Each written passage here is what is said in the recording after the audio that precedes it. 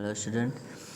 तो आज हम लोग प्रैक्टिकल जो परफॉर्म करने वाले हैं उसका ऑब्जेक्ट है ये है कि to plot the graph showing the variation of magnetic field with distance along the axis of circular coil carrying current and to estimate the radius of the coil. इसमें ऑपरेटर्स ये रिक्वायर्ड हैं: tangent galvanometer of Stewart and V type, a strong battery and a rheostat, commutator, plug key and connecting wires। ये हमारा operator setup है। ठीक है, ये हमारा बैटरी एलिमिनेटर है जहाँ से हम क्या करेंगे, सप्लाई देंगे हम अपने सर्किट को। ये रियोस्टेट है, करंट को कंट्रोल करेगा, ये एक वायरिंग रेजिस्टेंस की तरह वर्क करता है। ठीक है, और फिर ये हमारी ये क्या है, टू वे की है। ठीक है, इससे हम करंट की डायरेक्शन रिवर्स करेंगे जब ये दो कीज़ हैं। ठीक है, इनको हम इसमें कनेक्ट कर देंगे तो फॉर एग्जांपल करंट इसमें जो है इस कॉइल में इस डायरेक्शन में फ्लो हो रही होगी। ठीक है, जब हम इसमें की कनेक्ट कर देंगे इन दो होल्स में तो मे बी की डायरेक्शन ये रिवर्स हो जाए। ये 4 वे की से बोलते हैं, 2 वे की। ये डायरेक्शन रिवर्स करने के यूज़ आती है ना। ये हमारा टेंजेंट गैल्वेनोमीटर का एक ऑपरेटर्स है। ठीक है, ये एक कॉइल है, इसमें बहुत सारे नंबर ऑफ़ टर्न्स हैं। ओके, और ये देखिए, ये यहाँ से नंबर ऑफ़ टर्न्स जो है हम वेरी कर सकते हैं। ये एक कॉमन पॉइंट्स है। अगर हम यहाँ से कनेक्ट करेंगे then 5 turns of coil work करेंगे, मतलब 5 टर्न्स कॉइल के मैग्नेटिक फील्ड प्रोड्यूस करेंगे। इतने अगर यहाँ कनेक्ट कर दिया हमने तो ये 50 टर्न्स मैग्नेटिक फील्ड प्रोड्यूस करेंगे। और वो मैग्नेटिक फील्ड जो प्रोड्यूस होगी वो यहाँ हम कंपास के डिफ्लेक्शन के थ्रू जो है हम फाइंड आउट कर सकते हैं। अच्छा, ये हमारा इस पर स्केल है। ये हमारा कॉइल है और उस वक्त ये जो कंपास है वो कॉइल के सेंटर पे हमने प्लेस कर रखा है। हमें करना ये है कि इस कंपास को हम इस साइड आइदर डायरेक्शन हम डिस्प्लेस करेंगे और देखेंगे कि मैग्नेटिक फील्ड कैसे वेरी कर रही है, इंक्रीज़ कर रही है, डिक्रीज़ कर रही है। फिर सिमिलरली इस साइड में हम इस साइड में भी इसको जो है डिस्प्लेस करके हम इसकी वेरिएशन को स्टडी करेंगे। और इनिशियली जो सबसे इम्पोर्टेंट चीज़ है कि ये जो हमारा टेंजेंट गैल्वेनोमीटर ऑपरेटर्स है, ठीक है, इसको अर्थ के मैग्नेटिक मेरिडियन के अलाइन कर लेंगे तभी ये प्रिंसिपल होल्ड करेगा, अदरवाइज़ हमारा जो प्रैक्टिकल होगा वो गलत होगा। ये हमने इस वक्त क्या क्या करना है कि ये जो दो पैरेलल बीम्स हैं, ठीक है, जो ये कंपास है इसका ज़ीरो इससे अलाइन कर लेना चाहिए। दैट मीन्स इससे पैरेलल कर लेना चाहिए, मतलब ये इस तरह से नहीं होना चाहिए क्योंकि ये जो इसका एक्सिस है वो इस तरह से, और देखिए आप ये ज़ीरो जो है वो इस डायरेक्शन में है। तो सबसे पहले हम क्या करेंगे, इसका ज़ीरो और इसके एक्सिस को इस तरह से अलाइन कर लेंगे। ओके, तो कंपास का ज़ीरो और एक्सिस को पैरेलल करने के बाद अगर ये नीडल फिर ज़ीरो पे नहीं है, फिर क्या करेंगे, इसको हम इस डायरेक्शन में या इस डायरेक्शन में ऐसे करके इसको हम ठीक है। ये एक पोजीशन है जब क्या है कि कंपास का ज़ीरो इसके एक्सिस से अलाइन है, पैरेलल है, और नीडल भी ज़ीरो पे पॉइंट कर रही है। अब हम कह सकते हैं कि ये इसका जो इनिशियली सेटअप है ये फुलफिल हो रहा है और ये अब मैग्नेटिक मटेरियल से अलाइन हो गया है। अब हम इसके प्रिंसिपल की बात कर लेते हैं, क्यों इसे टेंजेंट गैल्वेनोमीटर कहा जाता है। ठीक है, वो इसलिए कि जो मैग्नेटिक फील्ड है इस कॉइल की, ठीक है, वो ये जो है इक्वल टू होता है बी नॉट टैन थीटा, है ना। अर्थ मतलब जो कॉइल की मैग्नेटिक फील्ड है वो कॉइल के सेंटर से किसी पर्टिकुलर डिस्टेंस पे horizontal component of earth magnetic field से रिलेट होता है। ठीक है, दैट इज़ वाई कि इसे जो है टेंजेंट गैल्वेनोमीटर कहते हैं। हाँ, इसे टेंजेंट गैल्वेनोमीटर इसीलिए कहते हैं क्योंकि जो है सेंटर से किसी भी डिस्टेंस पे कॉइल के द्वारा मैग्नेटिक फील्ड जो है वो अर्थ के horizontal component of magnetic field से इस रिलेशन से जस्टिफाइड है, इसीलिए इसे हम टेंजेंट गैल्वेनोमीटर कहते हैं। ठीक है, जहाँ पे बी एक फिक्स वैल्यू है, 3.5 × 10⁻⁵ टेस्ला है। ठीक है, और ये जो बी है ये क्या है, कॉइल के द्वारा जो magnetic field produce by the coil at any axial position. ठीक है, ये क्या है, एन क्या है, number of turn containing the coil, R क्या है, रेडियस ऑफ द कॉइल। ठीक है, एंड एक्स क्या है, distance from the centre, R क्या है, again radius of the centre. Practical में हमें परफॉर्म क्या करना है कि हमें सिंपल, हमारे पास ये टेबल बनी हुई है। ठीक है, अभी देखिए ये हमारा क्या है, स्केल है या ये। ठीक है, ये कॉइल क्या है, हम इसको जो है ईस्ट और वेस्ट डायरेक्शन में इसको मूव करेंगे। ठीक है, तो डिस्टेंस हम ले लेंगे कि हमारे पास डिस्टेंस होनी चाहिए कि कितनी डिस्टेंस हम उसको मूव कर रहे हैं। सो इनिशियली क्या करते हैं हम इस कंपास को, ये देखिए ये 0 पोजीशन है, इस पे जो है हम प्लेस करते हैं। ठीक है, अब क्या करेंगे हम, जब ये ऑन करेंगे इसको सप्लाई देंगे। ठीक है, अभी भी ये सर्किट क्या है, ऑफ है, और जब हम ये दोनों कीज इसमें लगा देंगे, ठीक है, तो देखिए कि फिर ये नीडल डिफ्लेक्ट हो रही है। ठीक है, सो ये जो डिफ्लेक्शन है, ठीक है, तो एक साइड से ये हमें θ1 मिल जाएगा जहाँ पे ये स्टॉप होगी, एक साइड से ये θ1 हो जाएगा और दूसरा साइड से ये क्या हो जाएगा, θ2 होगा। सो इसको हमने एक फ़िक्स वोल्टेज दे दिया। ठीक है, एक फ़िक्स वोल्टेज पे जब हम जो है इस कॉइल में करंट फ्लो होगी, ठीक है, सो ये डिफ्लेक्शन हमें नीडल क्या होगी, ये इसकी जो कॉइल की वजह से मैग्नेटिक फील्ड प्रोड्यूस होगी उसकी वजह से ये मैग्नेटिक नीडल डिफ्लेक्ट होगी, और फिर ये डिफ्लेक्शन हमें नोट डाउन कर लेना है। जैसे अभी क्या है, 0 है, मतलब एक्सिस से डिस्टेंस 0 है, और एक डायरेक्शन में जब करंट फ्लो हो रही है तो हमें ये डिफ्लेक्शन मिल रहा है जो कि क्या है, एक साइड से 80 है और दूसरे साइड से भी 81 या 80 कुछ हम लिख सकते हैं। सो 0 सेंटीमीटर पे क्या है, रीडिंग लेने के बाद एक डायरेक्शन में करंट की वजह से जो डिफ्लेक्शन आ रहा है 80 और 81, उसे नोट डाउन करने के बाद हम क्या करेंगे अगेन, अब पहले क्या है हमने इसमें दोनों कीज कनेक्ट की थी, अब हम क्या करेंगे करंट की डायरेक्शन रिवर्स करेंगे और इस डायरेक्शन में हम करंट देखेंगे। तो डिफ्लेक्शन अब अपोजिट डायरेक्शन में होगा, पहले क्या है ऐसे डिफ्लेक्शन हुआ था, अब इस डायरेक्शन में डिफ्लेक्शन हो गया। एक चीज़ यहाँ पे सीखने की ये है कि पहले जब डिफ्लेक्शन हुआ था तो इस साइड से ऐसे, इस साइड से लाइक ऐसे डिफ्लेक्शन हुआ था, तो हमने यहाँ से इस पोजीशन से हमने रीड किया था, लेकिन इस बार जो डिफ्लेक्शन हुआ है वो रिवर्स है, मतलब कुछ इस तरह से है।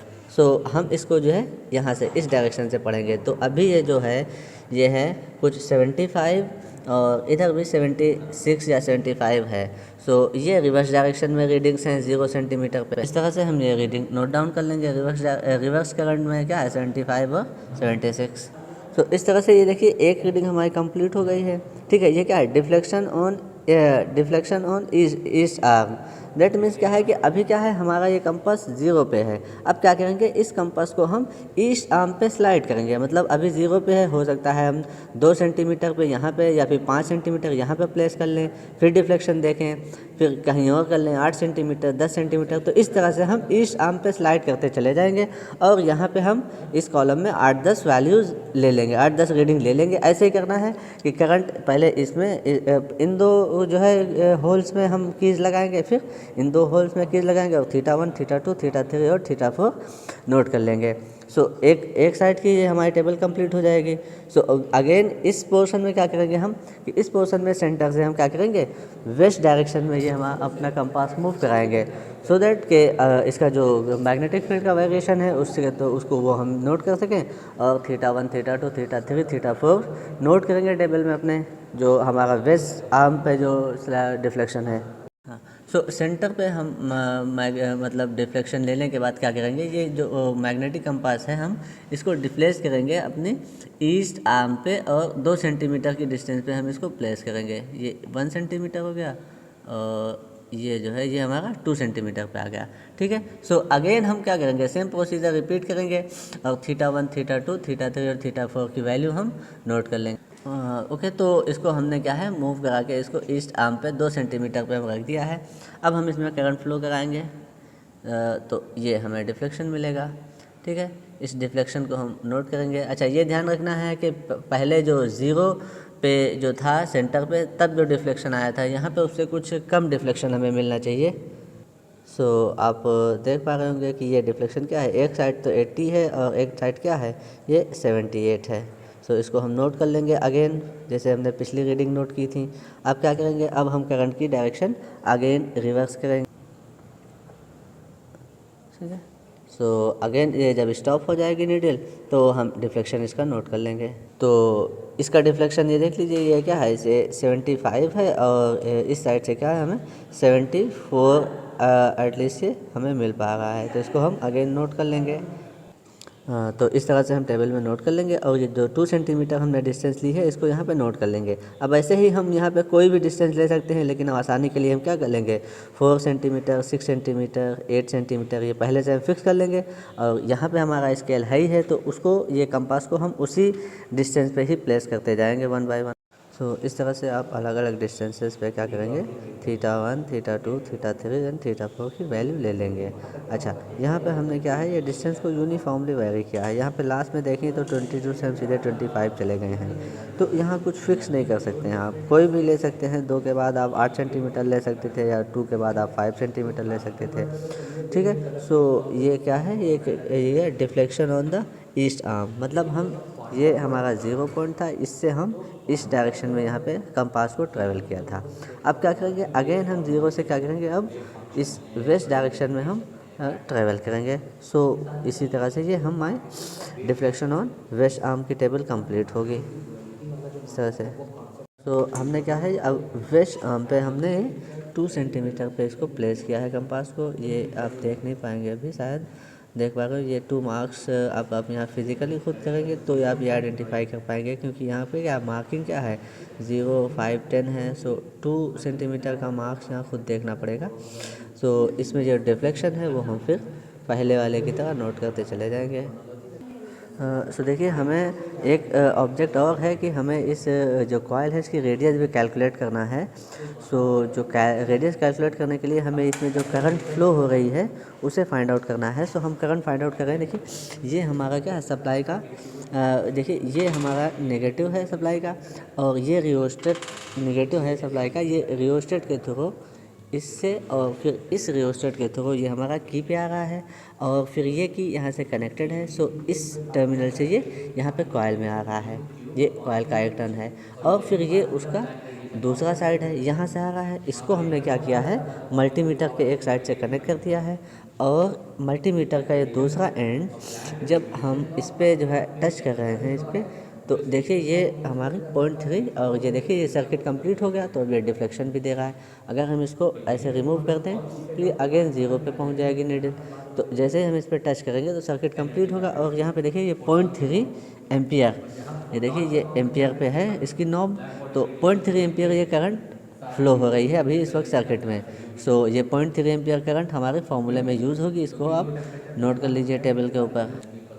सो इस तरह से हम वेस्ट आर्म पे भी जो है अलग अलग पोजीशन पे, ये देखिए इस वक्त 25 सेंटीमीटर पे हमने रखा है, और ये हमारा कुछ डिफ्लेक्शन है। एक साइड से क्या है 8 या 9 डिग्री डिफ्लेक्शन है, एक साइड से ये क्या है 0 से अगर हम पढ़ें तो ये 11 है। सो इस तरह से हम इसको नोट कर लिया हमने इस वेस्ट आर्म वाली पोजीशन पे। ठीक है, अब ये हमारे पास टेबल कंप्लीट है। ठीक है, अब हमारा जो काम बचता है वो ये है कि हम एक ग्राफ प्लाट करें किसके किसके बीच। तो हमें ग्राफ प्लाट करना है अब tan थीटा और डिस्टेंस के बीच। देखिए, तो आप एक एक्सिस पे डिस्टेंस ले लीजिए। आप मैनुअल पढ़ेंगे तो उसमें मिल जाएगा कि डिस्टेंस किस एक्सिस पे लेनी है और tan थीटा किस एक्सिस पे लेना है। तो सबसे पहले तो इस कॉलम में क्या होगा, इन θ1, θ2, θ3 एंड θ4 को ऐड करके 4 से डिवाइड कर देना है। तो आपको थीटा की एक सिंगल वैल्यू मिल जाएगी, and then tan of that theta, यहाँ पे जो थीटा की सिंगल वैल्यू आएगी उसकी वैल्यू आप इस कॉलम में नोट करेंगे। और फिर ऐसे ही ये 2 सेंटीमीटर के लिए, ऐसे ही जो है 4 सेंटीमीटर के लिए, और ये सारी वैल्यूज़ इसी तरह से कैलकुलेट की जाएंगी। एंड देन सिमिलरली आप वेस्ट आर्म की जो वैल्यूज़ हैं उनको भी इसी तरह से कैलकुलेट करेंगे। यहाँ पे ऐड करेंगे चारों वैल्यू थीटास की, और ये एक सिंगल वैल्यू थीटा की मिलेगी 4 से डिवाइड करने के बाद। And then tan of that theta जो वैल्यू आएगी उसको आप यहाँ नोट करेंगे। ऐसे ही सारी रोज़ की वैल्यूज़ आपको कैलकुलेट करनी है। फिर आप एक सुटेबल स्केल लेंगे। स्केल आपको इस तरह से लेना है कि ग्राफ बहुत छोटा भी ना हो, और जो ग्राफ के जितना है उसकी लेंथ एंड ब्रेथ तो पूरी तरह से यूज़ हो जाए। ठीक है, स्केल इतनी बड़ी भी नहीं लेनी है कि ग्राफ छोटा पड़ जाए। सो एक सूटेबल स्केल आप खुद से चूज़ करेंगे, और फिर क्या करेंगे, उसका ओरिजिन से एक साइड में क्या है, ये एक लेंथ है, एक साइड में ये लेंथ है। तो एक साइड में ये मतलब लेंथ और tan थीटा के बीच ग्राफ प्लॉट करेंगे। फिर सिमिलरली दूसरे साइड इस तरह से, ठीक है, ये डिस्टेंस और ये tan थीटा की वैल्यूज़ प्लॉट करेंगे। सो ये आपका ग्राफ हो जाएगा। ये आपका कुछ इस तरह से ग्राफ आएगा, ठीक है। ये 0 एक बीच में होगा, -2 -4 -6 एक साइड और 2 4 6 एक साइड। तो ये दोनों क्वाड्रेंट में क्या होगा, एक यूनिफॉर्म, इसे गॉसियन डिस्ट्रीब्यूशन कहते हैं। ये गॉसियन डिस्ट्रीब्यूशन के टाइप का आपको ग्राफ मिल जाएगा। ग्राफ प्लॉट करने के बाद आपको क्या करना है, ये आपने ये जो कॉइल यूज़ की है इसकी रेडियस आपको कैलकुलेट करनी है, मतलब सेंटर से ये डिस्टेंस कितनी है ये आपको कैलकुलेट करनी है। उसके लिए आप कौन सा फार्मूला ये फार्मूला यूज़ करेंगे उसके लिए। इसमें क्या है, आर की वैल्यू हमें फाइंड आउट करना है, बी की वैल्यू हमें मिल जाएगी, ठीक है। एक्स क्या है, 0 रख देंगे सेंटर पे, मतलब जब कॉइल के सेंटर पे हैं तो एक्स क्या होगा, 0 के इक्वल हो जाएगा। ये रेडियस अगेन यही रेडियस है, तो रेडियस हमें फाइंड मिल जाएगी, ठीक है। बी नोट की वैल्यू हमारी गिवन है। आई हमने मल्टीमीटर से हमने नोट किया था, कितना था, 0.3 एम्पियर। एन क्या है, हमने यूज़ किया है 50 टर्न यूज़ किए थे हमने। सो एक्स 0 इस एक्सप्रेशन पर रख देंगे। सो ये एक्सप्रेशन को यूज़ करके हम आर की वैल्यू कैलकुलेट कर लेंगे कि कॉइल जो हमने यूज़ की है उसकी रेडियस क्या है। सो इस तरह से आप ये एक्सपेरिमेंट क्या है फाइनल कर सकते हैं।